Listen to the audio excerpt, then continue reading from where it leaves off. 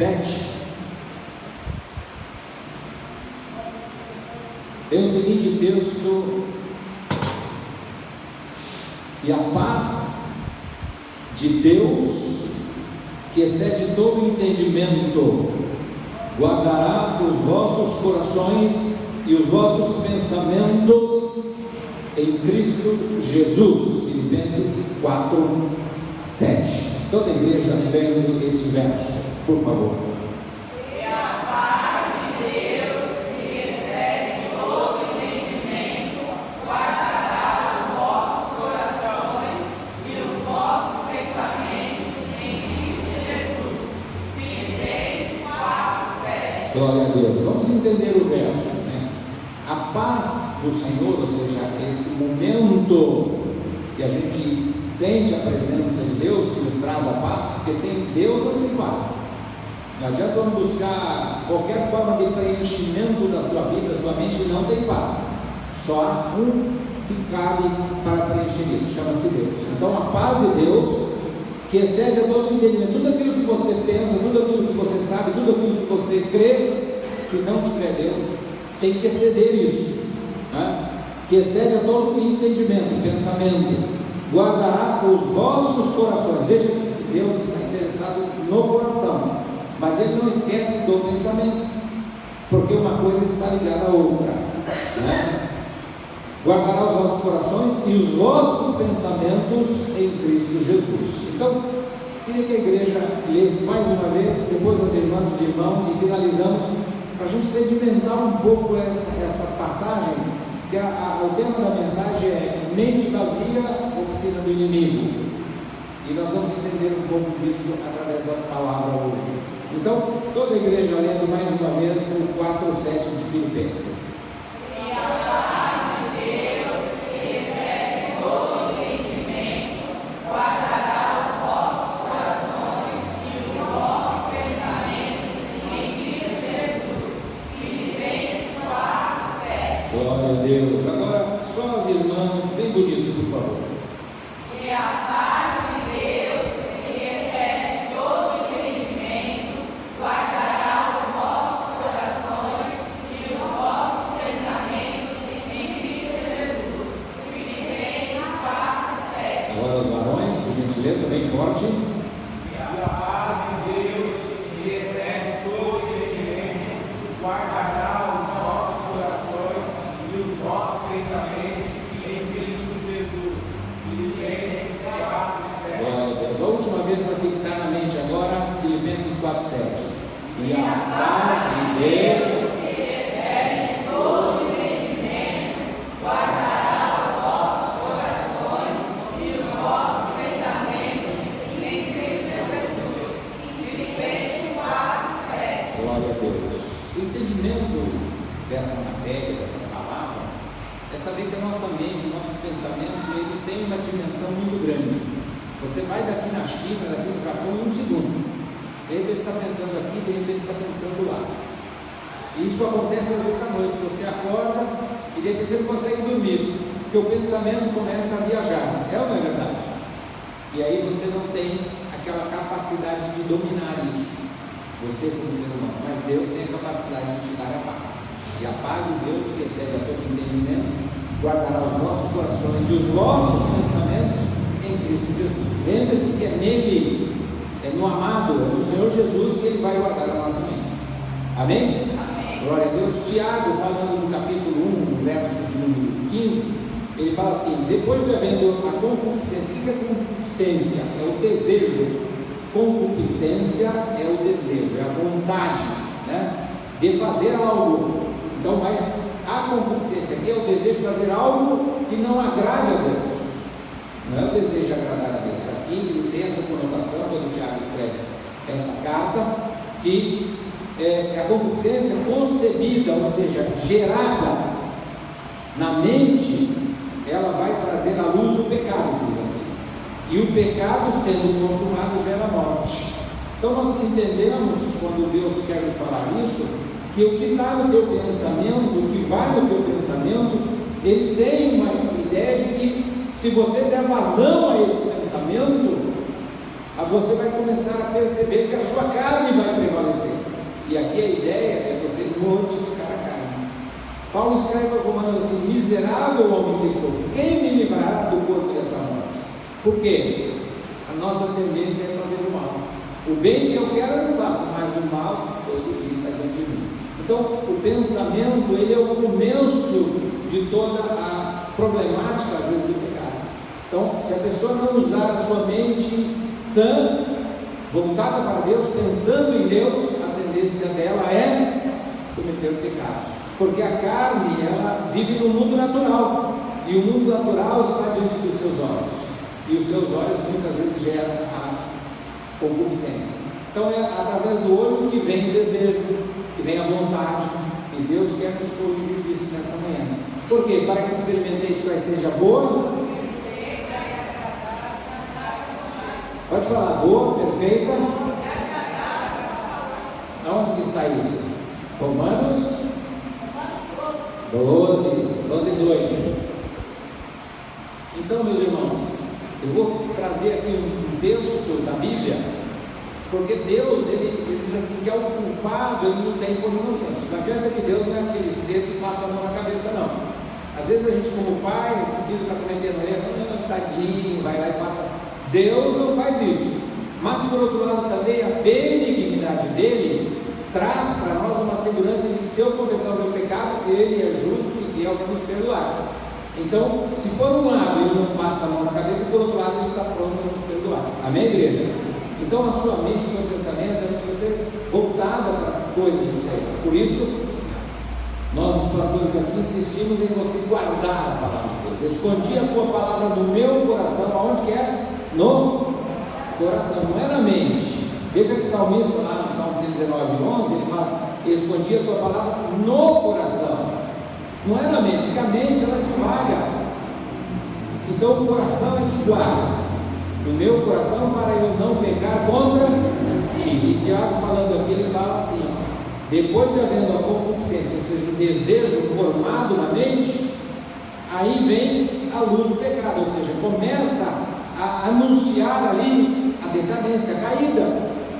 Por isso nós, seres humanos, somos atacados com propagandas, somos atacados com informações através da rede mundial, computadores hoje, a internet.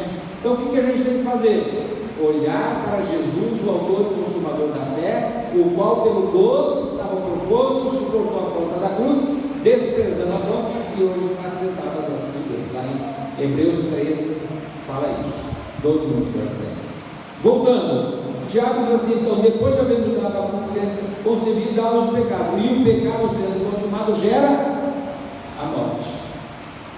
Lá em Romanos capítulo 6, 23 diz assim: todos pecaram. Aí, 3, 23, todos os pecados estão separados da glória de Deus. 6, 23 diz que o salário do pecado é a morte, é o que Tiago fala aqui. Ou seja, aquele que comete o pecado está se suicidando, está cometendo um erro muito grave para ele. Por isso ele fala assim, que gera a morte o pecado consumado. Enquanto está na mente, não tem problema. A gente aprende de um jeito, agora eu vou falar para a nossa futura juíza aqui, Yasmin, a respeito disso. O iter crimes, o caminho do crime, aí está a doutora Socorro, que também já estudou isso, é aquele momento que os atos preparatórios do crime, a pessoa vou matar o sujeito, aí começa então a andar nessa seara, nesse caminho, e dali a pouco ele vai, consome aquilo, compra uma arma e acaba fazendo algo. Por quê? Porque o seu pensamento está dominado por uma força maligna que não faz ele pensar de outra forma. É um ser humano, ainda que ele cometeu um delito para comigo, ainda que ele cometeu um pecado, ainda que ele me ofendeu, mas eu tenho que perdoar. Lá em Romanos 12, 18, sempre que depender de vós, tem de paz com todos os homens. Então perdoar tem que acontecer. Só que se consumar a mente e a pessoa não dominar, gera o pecado gera a morte. E é a morte da pessoa, e não estou falando da morte física. Hoje eu estava olhando o corretor que nos estava propondo aqui a compra do terreno da Amanda, ali, do sobrinho do irmão Cogomilo. Ele perdeu um ser humano. Hoje a pessoa está fazendo 59 anos, 58 anos, e ele faleceu jovem de todo, nasceu em 75. Então a vida é efêmera, ela é um ponto ligeiro, é uma passagem, você está aqui, daqui a pouco não está mais. como está a sua mente?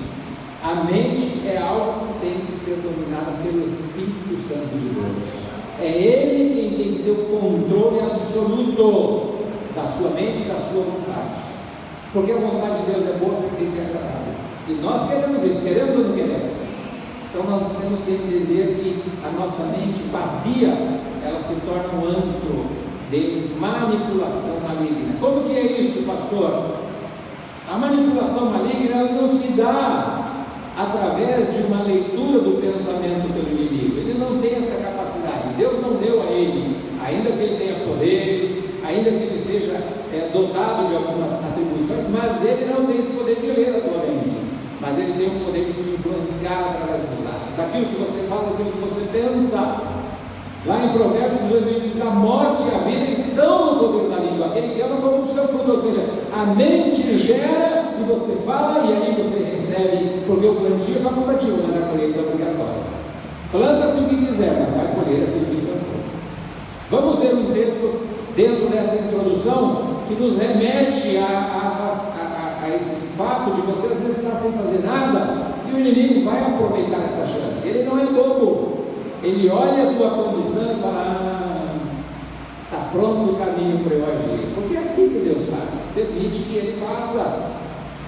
Não é que Satanás vai entrar e fazer a revelia. Deus é que fala: faz, não faz. A gente já tem essa história aí de Jó, então não preciso falar. Mas vamos lá para o segundo livro de Samuel. Esse é o texto que eu quero ler para trazer esse embasamento que você deve controlar o seu pensamento, levando a obediência a Cristo, como diz em 2 Coríntios 10:5, né? A gente já falou sobre isso aqui também. Então aqui no capítulo 10, aliás 11, no verso 1 diz assim: e aconteceu que tendo, segundo Samuel 11, 1, e aconteceu que tendo decorrido um ano do tempo que os reis saem à guerra, enviou Davi a Joabe e com ele os seus servos e todo Israel, e eles destruíram os filhos de Amon, cercaram a Rabá, porém Davi ficou em Jerusalém. Eu quero que você preste atenção, eu vou continuar lendo, mas eu quero que você preste atenção que havia uma guerra, havia uma batalha, e Davi era um homem guerreiro. Davi era um homem que estava à frente sempre. Se você olhar aqui o livro do Samuel, segundo Samuel, você vai encontrar Davi guerreando sempre na batalha. Só que neste caso ele enviou o seu general para batalhar, e Davi ficou em casa. Então aí presta atenção, e cercaram, porém Davi ficou em Jerusalém. Aqui começa a problemática de Davi neste episódio. Aqui começa aquela história: hoje eu não vou para a igreja, eu vou ficar aqui porque vai ter um filme bom na TV, eu quero assistir, hoje eu quero maratonar séries.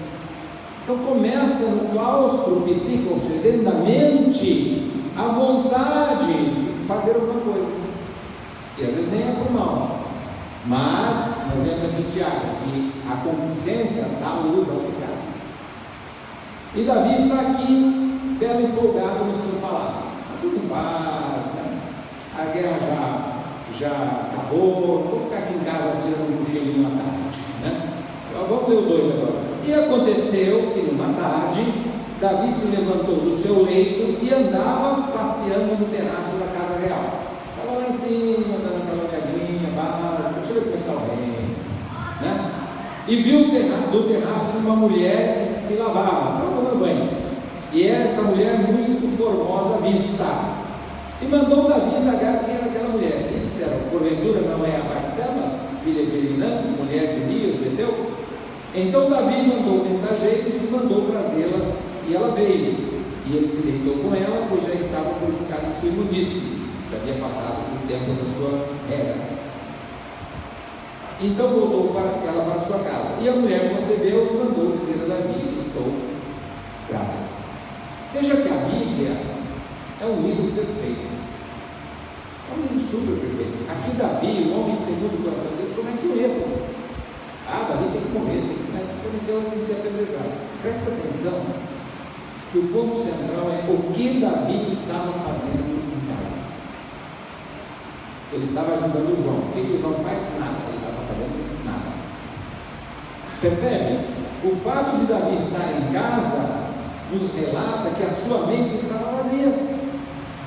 Ele não estava preocupado se ele ia enfrentar um inimigo forte ou não. Ele não estava preocupado se o inimigo era poderoso, se ele tinha que estratégia, porque a pessoa na guerra, ela tem que ter estratégia. Não tem como eu guerrear sem uma estratégia, eu vou perder. Assim funciona no nosso dia a dia. Se você tem um problema, você tem que criar estratégias de resolvê-lo. A primeira é orar ao Senhor. A segunda é colocar na mão dele. E em terceiro, descansar. Questão de estratégias. Davi estava lá belo e folgado no seu terraço. Você não tinha nada a fazer, começou a dar uma passeada. Até aí, não tem problema nenhum. Não é problema você ir ao shopping, ir ao cinema, desde que, o que você vai ver? O que você vai ver? Isso me lembra uma ilustração de uma jovenzinha, né, que queria ir ao cinema, e o filme não era aquele filme muito convincente, não era um filme muito adequado, né? E ela falou: mãe, eu vou ao cinema. Filha, não vai. E a mãe estava fazendo uma salada, né? As donas de casa, os chefes de cozinha, que homens hoje também são chefes de cozinha, né?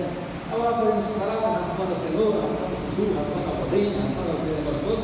De repente ela pega aquele punhado de casca e joga junto com aquele produto que estava na maionese. A filha olhou assim: mãe, o que você está fazendo? Eu: o que, filha? Você pegou aí um lixo e jogou dentro aí da maionese para a gente comer. A mãe falou assim, numa sabedoria impecável: filha, se tu não te importas de ter um pouco de lixo na tua cabeça, não te importarás de ter um pouco de lixo no teu estômago. Com isso ela ensinou uma lição para a menina. Então a nossa mente às vezes está voltada para as coisas, e o inimigo, ele sabe como conduzir. Ele não é bobo. Eu vou dizer, ele é um ser que foi criado, por Deus, e Deus deu para ele poderes. Não todo o poder só vem do Senhor. Mas ele tinha poder, então ele vai sutilmente minando a sua capacidade de raciocínio, o seu pensamento. E ele vai lançando certo. A Bíblia fala: com os quais podereis apagar os dados inflamados do inimigo. Ou seja, Satanás vai dando. A pessoa colhe o outro, eu quero isso. O pecado, uma vez eu conversando com uma pessoa que é muito estudiosa da Bíblia, é um americano, ele já voltou para os Estados Unidos há muito tempo. Ele dizia assim: o pecado é como uma rã, né? A pessoa que faz isso, infelizmente, é a forma que o pessoal acaba batendo esse animal. Coloca a rã numa panela e põe ali aquela água morninha, a rã gosta daquilo.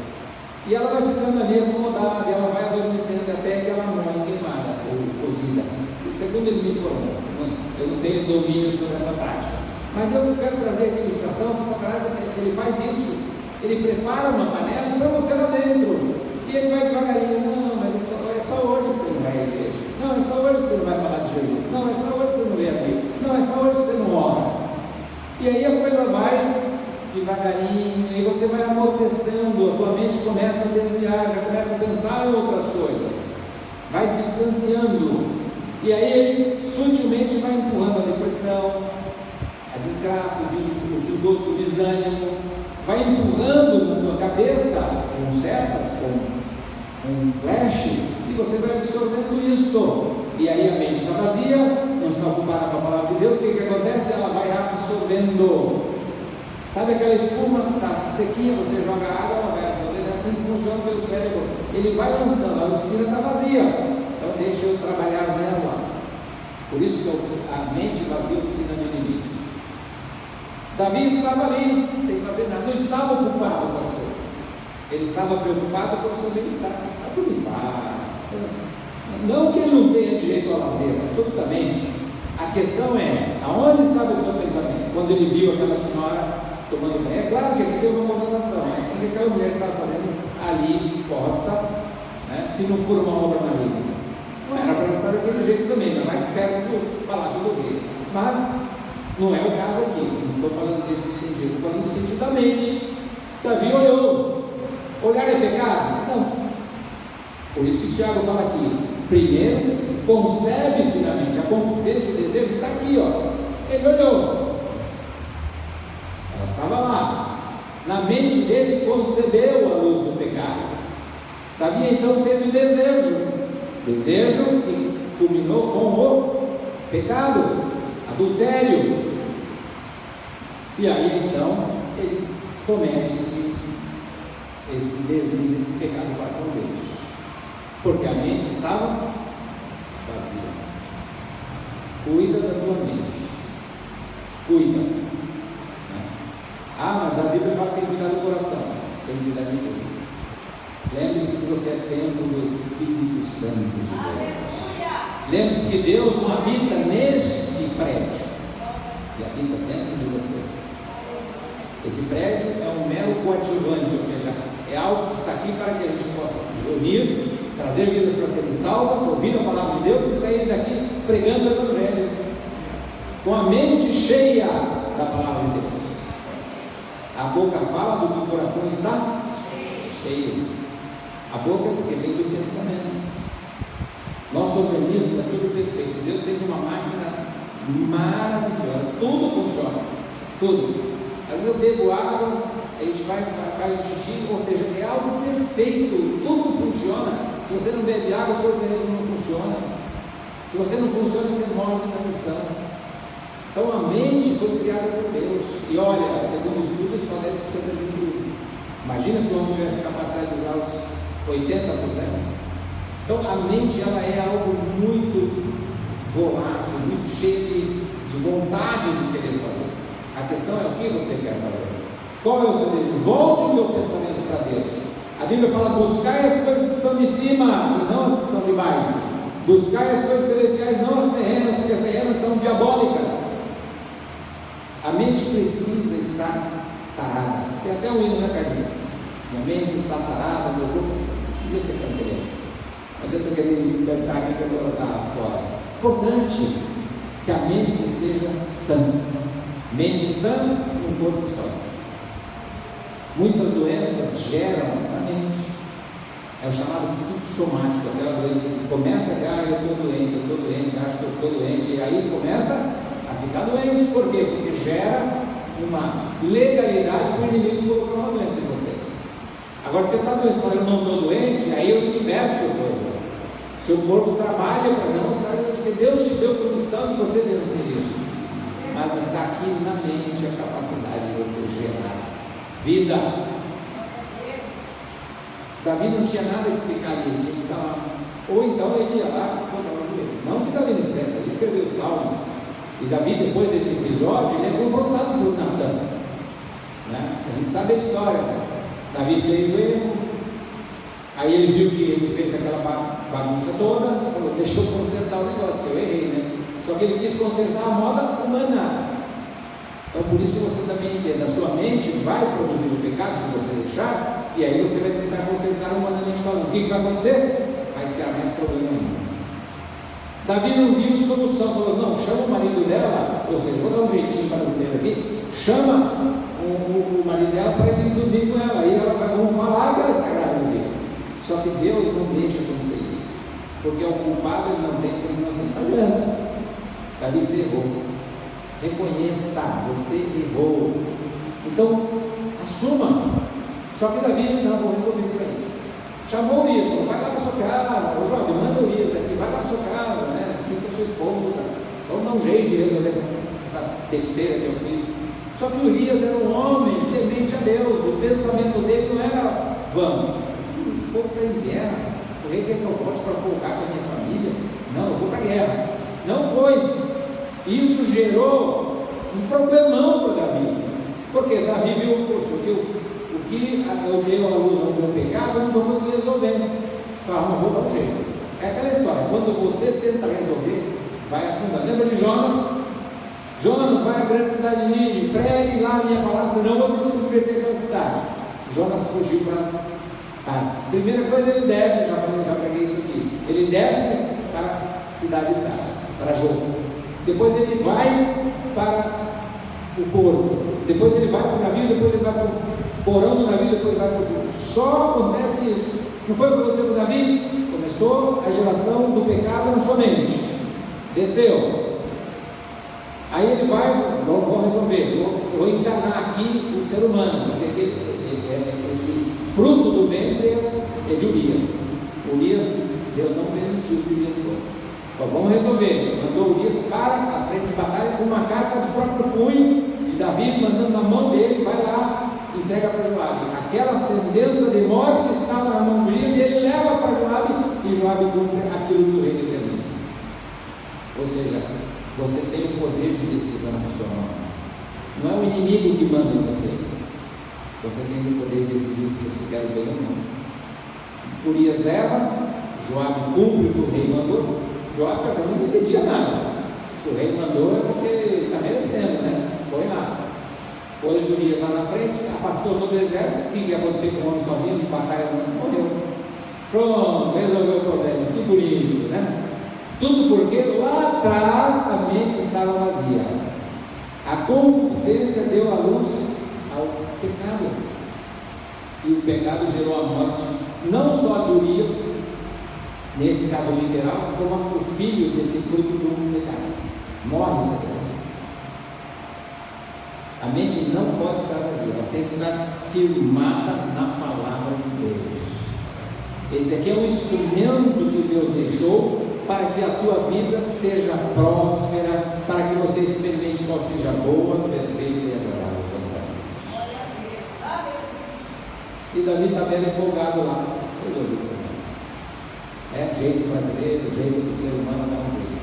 Deus manda Natan, vai lá até Davi. Davi, é o seguinte, o que foi? Davi era um julgador. Depois que os juízes acabaram, veio Saul, depois veio Davi. E aí os reinos foram julgados pelos reis. Depois Salomão, que teve aquela história da mussarela na palavra, parte a menina no meio, dá para cada um lá, né? Lembra disso? E a mãe falou, não, deixa para ela então.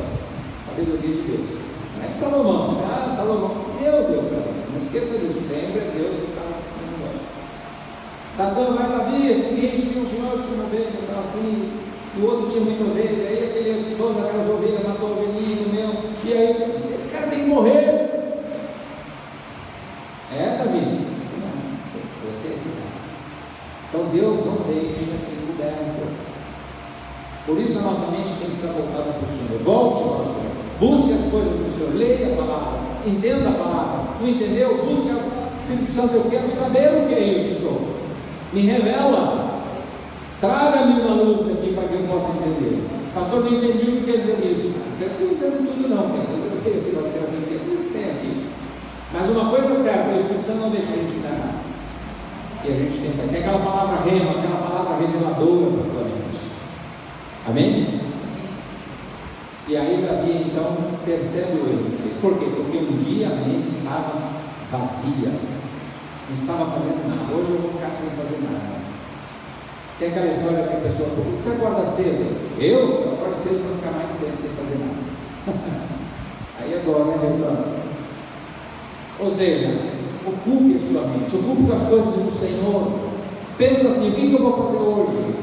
Eu vou hoje visitar uma pessoa, vou fazer aqui a diferença, vou levar o evangelho para ela, vou levar uma palavra, vou levar um prato de comida, vou fazer alguma coisa para minha mente não ficar vazia.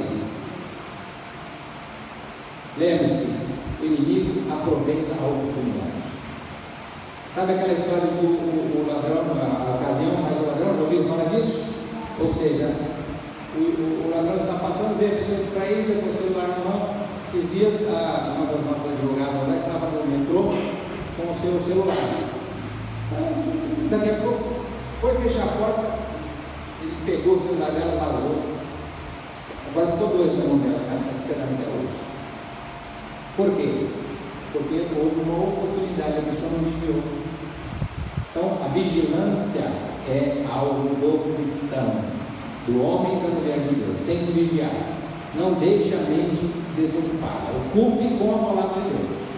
Claro, isso não quer dizer que não vai ocupar com as coisas que são seculares. O pastor falou que eu tenho que, então vou lá para o trabalho, então vou lá para o trabalho, vou sentar lá, em vez de eu mexer lá nos produtos, vou falar, estou lendo aqui que o pastor falou que eu tenho que me ocupar. Não, peraí, calma. Medita dia e noite nela, lê aqui, aprende aqui, lê em casa, aprende aqui, medita lá fora. Tá? Vai indo, tá meditando no trem, no ônibus, no trabalho. Senhor, obrigado por esse trabalho, obrigado pelo meu patrão, obrigado pela minha empresa, obrigado pelo tudo, obrigado, Senhor. Amém? Culpa a mente, não deixa. Grandes causas do suicídio que a pessoa está com a mente voltada por nada, pensando só nos problemas. Alguém consegue resolver o problema só pensando? Jesus disse assim: se você tiver fé, como o grão de mostarda, e disser a este monte, lança-te no mar, vai acontecer. A fé tem que ter ação. Por isso chama-se oração. Orar e agir. Então, a pessoa muitas vezes está doente porque falta preencher a sua mente com algo que é bom, que é a palavra de Deus. O meu povo foi destruído porque lhe faltou conhecimento. Onde está isso mesmo? Maravilha.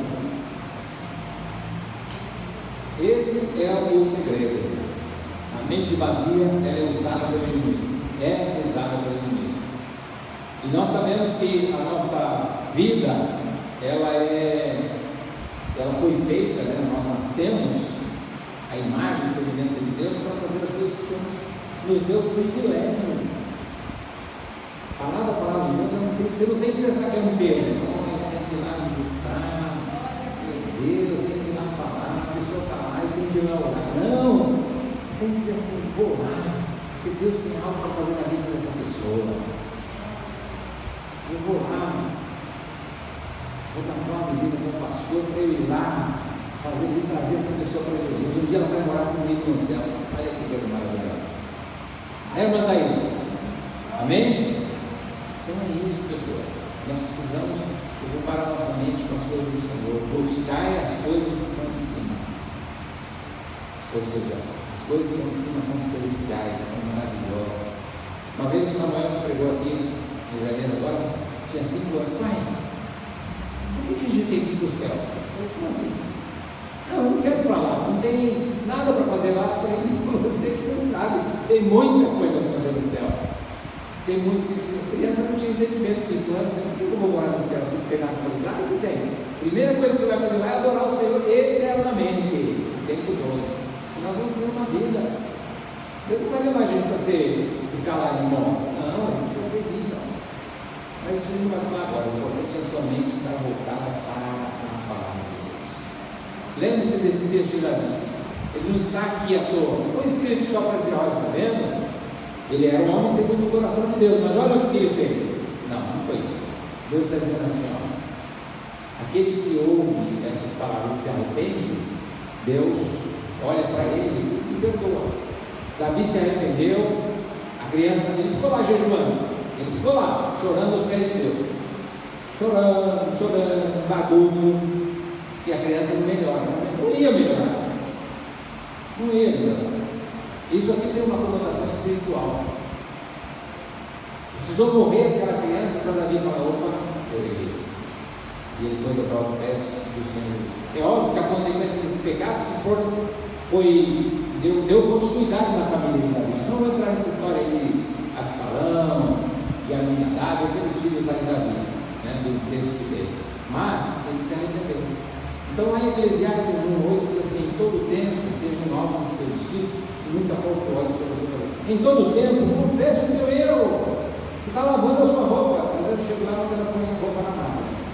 Está lavando, daqui a pouco tem outra na máquina. Não para de lavar a roupa. Também bando de filho que vai ter, né? É isso aí. E ela lava a roupa, a gente estende roupa, mas as roupas estão sempre limpas. Entendeu? Ou seja, em todo tempo, confessa o pecado, usa a mente para ser o rei.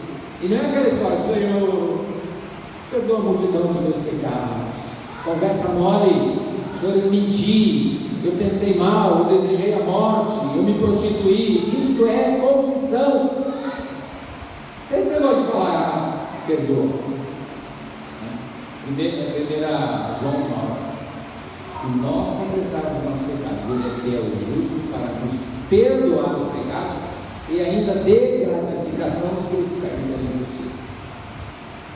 Lá em Apocalipse 22, 14, se não me engano: desde agora sejam bem-aventurados aqueles que lavam as suas vestiduras no sangue do Cordeiro, para que tenham direito à árvore da vida.